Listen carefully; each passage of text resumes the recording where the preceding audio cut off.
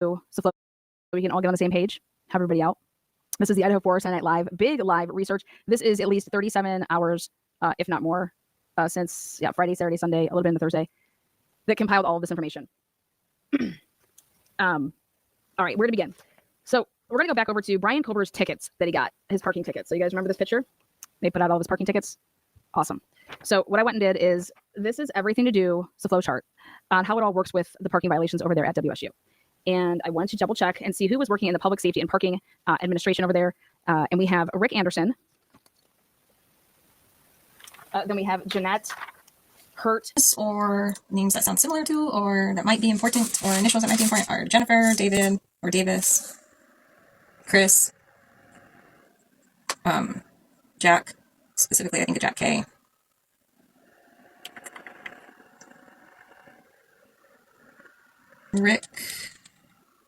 Ricky, maybe?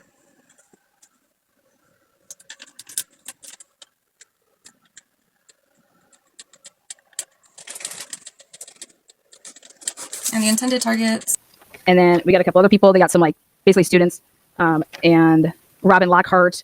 You can just go on their website and see what we're working with. The only thing I cared about was seeing the two main people, which would be Rick Anderson, who was campus security officer, and the Jeanette woman, who was the director of public safety and parking services. Okay, everybody else come and go, easy come, easy go. So then I want to go through and see what would cost Brian Culber $60 per ticket. All of his tickets were $60.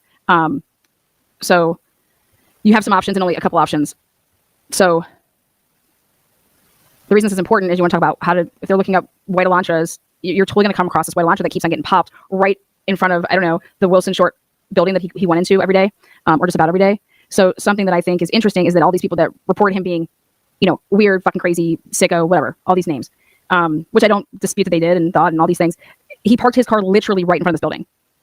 Literally right in front of this building, because the parking tickets tell you where the location is of the ticket. And it wasn't just one ticket, guys. It was 7 tickets. 7. I was curious about how long. Usually colleges will put boots on your car.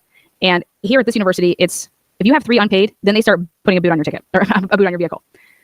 I find it highly suspicious, and want to hopefully get this out to the parents, highly suspicious that this vehicle, white Elantra, being parked out there and ticketed 7 times, okay, would not be on the radar of anybody in that area when they announced that they were looking for a white Honda Elantra. When they announced to the public. How about then internally? Okay, this would have been popping up, especially the dates of these tickets. They did not stop after the murders. Okay, they continued. So think about that.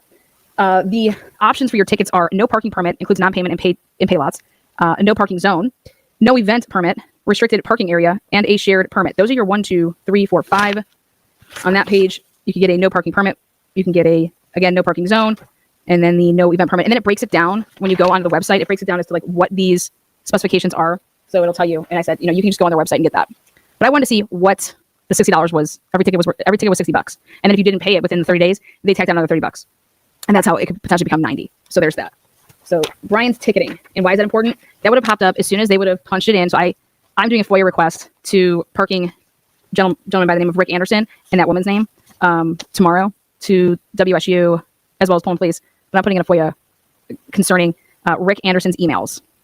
With anything, he would have been the one that would have been sent the stuff. So same with that woman, Janine, whatever she goes by, Jeanette, I think. If these campuses were, which they were hit early on by law enforcement to say, hey, can you check the database? This would have come right up. Okay, next. A name that needs to be looked into, as well as possibly Jen. I'm not sure about that one. And possibly Ricky. Not sure about that one. Those were just other names that came out.